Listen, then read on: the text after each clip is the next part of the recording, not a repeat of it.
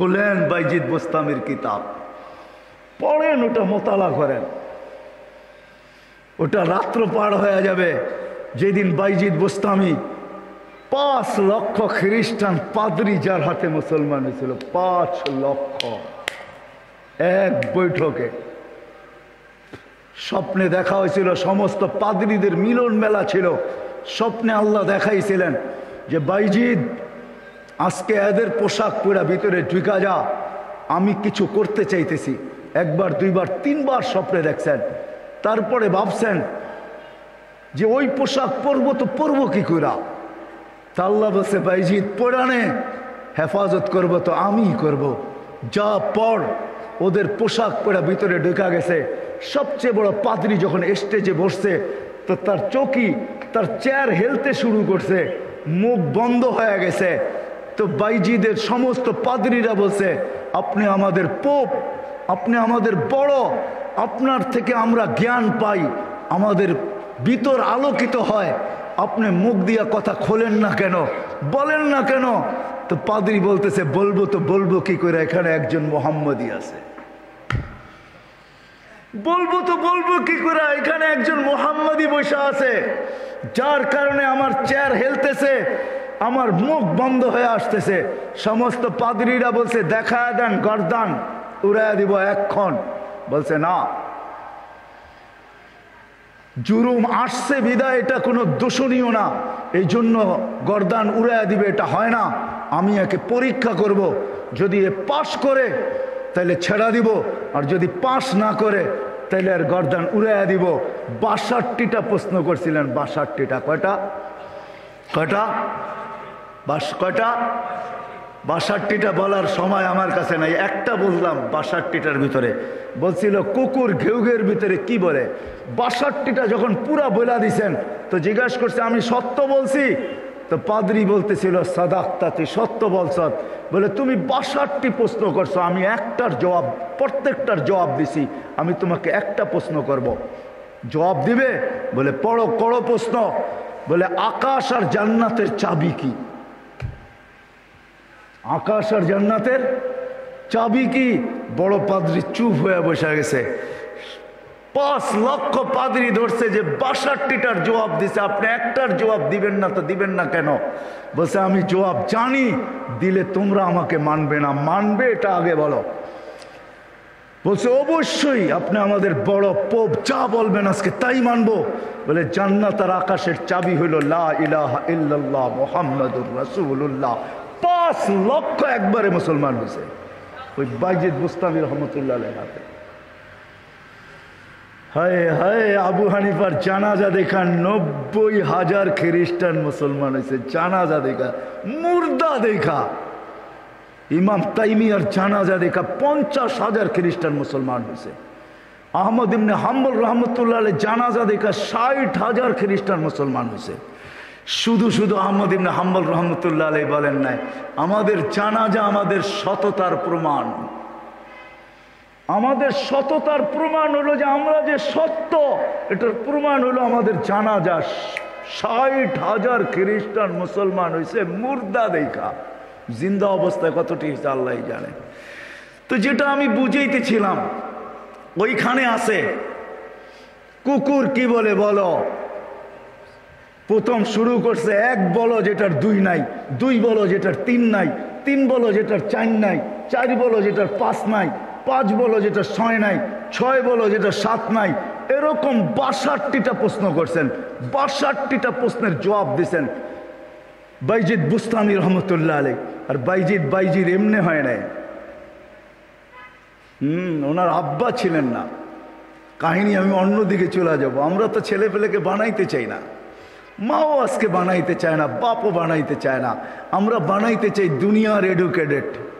রাগ হবেন না, পায়ে হাত পড়ি। আপনি সাধারণ শিক্ষায় শিক্ষিত করতে চান, ঠিক না?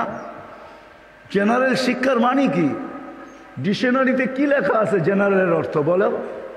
যারা কলেজে পড়ছেন, স্কুলে পড়ছেন, বলেন জেনারেলের অর্থ কি? সাধারণ। সাধারণ কোনোদিন গৌরবের বিষয় হয় না। সাহাবাদের কাছে অসাধারণ ছিল, এই জন্যই তো ম্যাককে অনুগত্য করতে পারতেন। এই জন্যই সমুদ্রের উপর দিয়ে ঘোড়া দৌড়াইতে পারতেন। এই জন্যই তার বিহীন, প্রযুক্তিবিহীন 3000 কিলোমিটার দূরে কথা বলতে পারতেন, পাহাড় দেখাইতে পারতেন। সারিয়াতাল জাবাল, অসাধারণ বিদ্যা, এরা বিদ্বান ছিল। আমরা তো সাধারণ বিদ্বান হই, গৌরবের আর শেষ থাকে না। আমরা এডুকেটেড, আমরা জেনারেল শিক্ষায় শিক্ষিত। রাগ হয়ে যাবেন? একটা উদাহরণ দিই। আমাদের অবস্থা এরকম, এক ব্যক্তি জাপান থেকে গাড়ি কিনে আনছে, তো গাড়ির 3 দিকে জাপানি ভাষায় বড় বড় অক্ষরে লেখা। তো সে মনে করছে অনেক কিছু ভালো কথা লেখা হবে, বিদায় এটা কিনার পরে আর মোছে নাই, না মুছেই চালাইতেছে, লেখাটা আর মোছে নাই।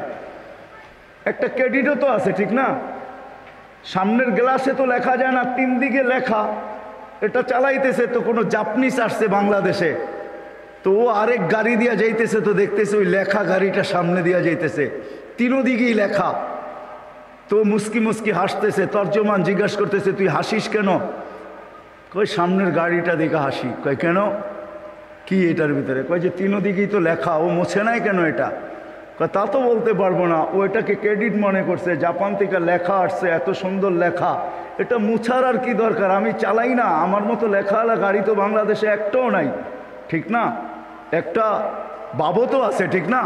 পৃথকত্ব তো আছে আমার একটা। তো বলে যে এইটা দেখে হাসতেছি কেন জানিস? এই গাড়ির ভিতরে লেখা আছে তরকারি বেচার গাড়ি। কি লেখা আছে? পিছনেও লেখা তরকারি বেচার গাড়ি, ডাইনেও লেখা তরকারি বেচার গাড়ি, বামেও লেখা তরকারি বেচার গাড়ি। খালি সামনের গ্লাসে লিখতে পারে না, তাইলে লুকিং নষ্ট হয়ে যাবে, কেমনে দেখবে আর কেমনে চালাবে। আমরা আজকে সাধারণ শিক্ষায় শিক্ষিত হয়ে আমরাও গৌরব করতেছি, আমরা বড় এডুকেটেড। সাহাবা অসাধারণ শিক্ষায় শিক্ষিত ছিল। এটা আমার বুঝানোর ইচ্ছা না। বাইজিদ বুস্তামি রহমতুল্লাহ আলাইহ মার কোরবানির কারণে উনি বাইজিদ হয়েছেন, ওই কাহিনীর দিকে নিয়ে যেতে চাই না আপনাদেরকে। আমার হাতেও সময় নাই যে আমি ওই দিকে নিয়ে যাব। উনি ছোট বয়সে বাপ মারা গেছে, মা পরের বাড়িতে কাজ করতেন। 2 দিন পরে ভাবছেন, আমি যদি এইভাবে ছেলেটাকে কোথাও না দিতে পারি তাইলে আমার ছেলেটা হারায়া যাবে। আমি তো মা পরের বাড়িতে কাজ করি। খুঁজতে খুঁজতে এক আল্লাহওয়ালার সন্ধান পাইছেন। মানুষ বলছে ওই আলেম ওইখানে আছে, আল্লাহওয়ালা ও আলেমও। যদি তোমার ছেলেটাকে নেয় বা তুমি যদি দিয়ে আসতে পারো তাইলে হয়তো তোমার ছেলে মানুষ হয়ে বাহির হবে। যা হাতে পায়ে ধরছেন, আমি বিধবা, আমার কোনো সন্তান নাই, স্বামী নাই, আমি পরের বাড়িতে কাজ করি, আমি চাই আমার ছেলেটা মানুষ হোক, আল্লাহওয়ালা হোক, দিনদার হোক, আল্লাহর এলেমওয়ালা হোক, আপনাদের মতো আলেম হোক, আপনি দয়া করে আমার ছেলেটাকে রাখেন। শাইখ রাজি হয়েছে, মা শর্ত দিছে, আপনি আমার ছেলেকে ওই দিন পর্যন্ত বাড়িতে পাঠাইতে পারবেন না যতদিন পর্যন্ত আপনার মতো না বানায় দেন। শাইখ অঙ্গীকারবদ্ধ হয়েছেন যে আমি পাঠাবো না যতদিন পর্যন্ত আমার মতো বড় না বানায় দেই। 2-4 দিন পরে মাস গেছে, 2-4 মাস পরে বাইজিদ কাঁদতে শুরু করছে যে সবার বাবা আসে, মা আসে, আমার মা তো পরের বাড়িতে কাজ করে, আমার মা তো আসে না। ও শাইখ আমাকে একটু মাকে দেখতে দেন না। তো শাইখ বলছে, তোমার মার সাথে আমি ওয়াদাবদ্ধ, আমার মতো না বানানো ব্যতীত তোমাকে পাঠাবো না। বলছে না, আমি মাকে দেখতেই চাই। ছোট কচি বাচ্চা, শাইখ তার দিল ভাঙতে চান নাই। একদিকে ছুটি না দিলে বাচ্চার দিল ভেঙে যায়, যেটা মেড ইন আল্লাহ। আরেকদিকে ছুটি দিলে মার অঙ্গীকার ভেঙে যায়। শাইখ তখন বলছেন, বেটা ছুটি দিতে পারি, এতগুলো সবক যদি তুই আজকে আমাকে শুনাইতে পারিস, কোরআনের এতটুকু যদি মুখস্থ শুনাইতে পারিস। বাইজিদ বুস্তামি কোরআন নিছেন, হাত উঠায়া দিছেন, মালিক মাকেই তো দেখতে যাব, কোরআন তো দিলের ভেতরে তুই জমায়া দিবি, তুই না দিলে তো আমি মুখস্থ করতে পারবো না। চোখের পানি, কচির ঠোঁটের পানি ছেড়া দিয়া বাইজিদ যখন হাত তুলছেন, পৃষ্ঠা উল্টাইতে ছিল কথা। কোরআন যেন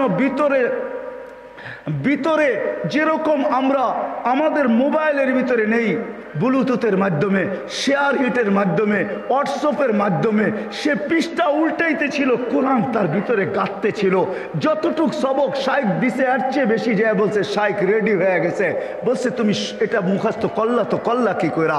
মুচকি হাসি দিয়া বলছে, শাইখ কালাম যার সে বসায়া দিছে। তো শাইখ বুঝছে এটা কোনো সাধারণ ছেলে না। ছুটি দিছে, বাড়িতে গেছে, দরজা খটখটাইছে। মা জিজ্ঞাসা করছে ভিতর থেকে কে? বলছে বাইজিৎ। বলছে না, আমার বাইজিৎ আসতে পারে না। আমি তো শাইখকে বলে আসছি বাইজিৎ ওই পর্যন্ত আসবে না, যেই পর্যন্ত শাইখের মতো না হয়, আল্লাহওয়ালা না হয়, আমার বাইজিৎ আসবে না। তুমি আমার বাইজিৎ হতে পারো না। মা দরজা খোলেন নাই। মাও এরকম ছিল।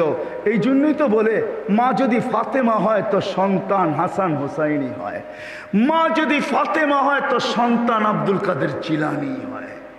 মা যদি এরকম হয় তাইলে ছেলেও বাইজিৎ বুস্তামি হয়। বাইজিৎ ফিরে আসছে, আইসা বলছে শাইখ আমাকে আর ছুটি দিবেন না। আম্মা দরজা খোলেন নাই। আম্মা মানতেই রাজি ছিল না যে আমি ওনার বাইজিৎ। একাধারে যখন 1 বছর 2 বছর 12 বছর কেটে গেছে, তার পড়া কমপ্লিট হয়ে গেছে।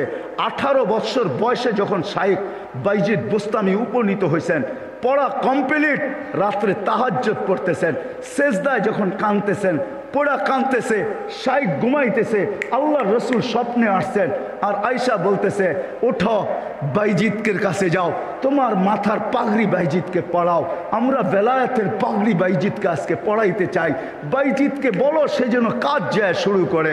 কমপ্লিট হয়ে গেছে, যাও। তার মা তার জন্য অপেক্ষা করতেছে। বৃদ্ধ হয়ে গেছে, কোনদিন দুনিয়ার থেকে চলে যায়। বাইজিদের মাথায় বেলায়েতের পাগড়ি আমি তোমার মাথায় পড়াইলাম, তুমি বাইজিদ উস্তাদ হিসাবে বাইজিদের মাথায় পড়ায় দাও। যা দেখে বাইজিদ রহমতুল্লাহ আলাইহি সেজদায় পড়ে কাঁদতেছেন। উঠাইছে উস্তাদ, বেটা ওঠ, হয়ে গেছে কাম। কি হয়ে গেছে? আল্লাহর রসুল পাগড়ি আমাকে পড়ায় দিয়ে গেছে, বলছে তোকে পড়ায় দিতে। বেলায়েতের দরজায় আল্লাহ তোকে পৌঁছায় দিছে, হুকুম আসছে যা মার পায়ে যা, আর কালকের থেকে কাজ শুরু কর। ওই দিন যা যখন দরজা খটখটাইছে, মা খুইলা জড়ায়া ধরছেন। আর খুইলা জড়ায়া ধরেন নাই, শুধু পানির গ্লাসের কথা আমরা শুনি, এটা তো কোনোদিন বাস্তবটা শুনি না। মা বুকে জড়ায়া ধরে নিয়া মাও দেখা ফেলছেন, মাও শুনা ফেলছেন। আল্লাহ রসুল মাকেও শুনায়া দিছে। মা বুকে জড়ায়া ধরে বলছে আল্লাহ যেটুক পৌঁছাইছ বাকিটুক আমার দোয়ার দ্বারা পৌঁছায় দেয়। ওই দিন থেকে বাইজিদ অলিকুল শিরোমণি হয়ে গেছে। মা হাত তুলছেন। তো বাইজিদ বুস্তামি রহমতুল্লাহ আলাইহির জীবনীর থেকে আমি বাহির হয়ে গেছি।